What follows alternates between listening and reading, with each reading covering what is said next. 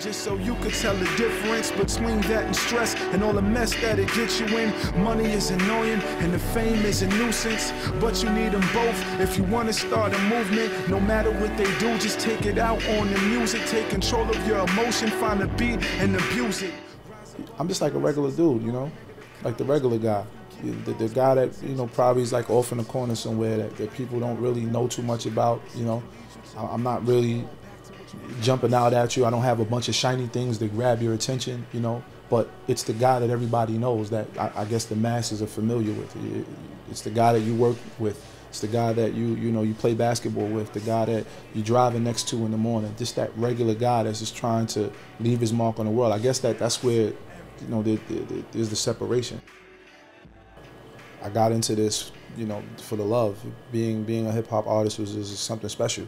That meant something. It meant, you know, you're taking a responsibility for your community, for the culture. You want to be involved. You want to get things done. You want people to hear you. I mean, most important, in my opinion, is being heard, right? You have an opinion. You have a certain feeling about things going on around you, and you want to share that with people. And that's what hip-hop is to me. Man, I'm a dreamer. Right? I'm a dreamer, and I just want to inspire people to be successful or whatever it is that they do. You know what I mean? Aside from working in the school, like I coach, I train basketball, and basketball is like the rock through the window, right? But the life skills or the life counseling that I'm able to give these kids when I'm training them, that's the note that's tied to the rock that I'm throwing through the window. The mess that's in my life, wanted a family, so at 15 I was looking for a wife. I knew a couple goons that was dying to be thugs, but since I knew the streets was cold, I was dying to be loved. A weirdo to my peers that didn't know what my struggle was. My pops died from AIDS, my mama wouldn't speak to me. Only time we exchanged words was when she screamed on me. I used to have nightmares of my father leaving me, but I never saw his face home, not even leisurely. My sister used to be... Early on, I knew that, you know, the typical, like, I guess, project kid story, you grow up without a father, right? So those hip-hop artists become your father figures. Like, you're getting dressed in the morning to Illmatic. You know, that's how you start your day off as a kid. And so the things that these rappers, they're rapping about and they're talking about, you're living vicariously through them.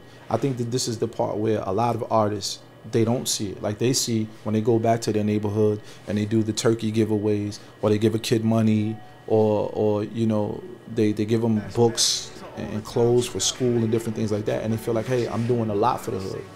And in that sense, you are. But on the flip side of that, it's the music that's providing the soundtrack to the lifestyle that these kids want to live. Homie, I grind for these classics, but between you and I feel like I'm average. They say pride before a fall, so my humble attitude must mean I'm born to ball. What good is rapping if you saying nothing? They used to say keep it real, now they steady fronting. Go ahead, keep flashing them bills until you run into somebody that's starving for real. I've had great experiences with the social media, and I've had not so great experiences with the social media, you know? Social media is weird, man. You could put a picture up of yourself, you know, feeding 1,000 hungry kids in a third world country, right? And you put it up on Instagram and you might get 4 likes for it. You know, but then if I go on Instagram and I put up, you know, a couple of ounces of weed and a big bottle of Ciroc and some rolling papers, then I'm the man and I'm gonna get 1,000 likes for that. So they can't teach you. What if little brother was the black? Social media, it can help and it can hurt you, because look, people pay for followers, they pay for views. It's crazy. How do you really know? You know, you don't really know. You don't really know what's going on, man. It's tough. Someone can have you feeling like, oh man, I gotta get this many followers, but does it really matter? I mean, you could, yeah, man, because you could even pay for downloads for that piff. Like, you know what I mean? A certain amount, you got a few $100s, you could get 300,000 downloads, and all of a sudden, to the world, you're popping. But in reality, nobody knows who you really are. So I guess perception is everything, right? If you make it look like you got a lot going on, then people start to believe that you got a lot going on, and then they respond to you like you got a lot going on. Meanwhile, it's just you and 2 other people, and it's nothing really happening. Body in your skin tone whenever we alone. I'm ignoring my phone. Her laugh and her smile got me stuck. I just think that sometimes people have a problem when you don't like what's considered the norm, right? Anytime you try to be different, it's like, oh, get out of here. You just want to be different for the sake of being different. And it's like, nah, man, that music represents what I actually stand for, you know? That's how I approach everything. Music is just a tool. but there's something in it that I'm trying to leave you with that's more important than the actual beat that you're hearing, you know, and that's what I was taught, man. That's what I was taught, you know, to push that. You want to leave something. My mom would always tell me, look, if you're going to say something to these people, make sure you have something to say. Don't waste people's time. You know, they could be doing anything else. So if they're going to take 3 minutes and 30 seconds to listen to your song, make sure you give them something to listen to.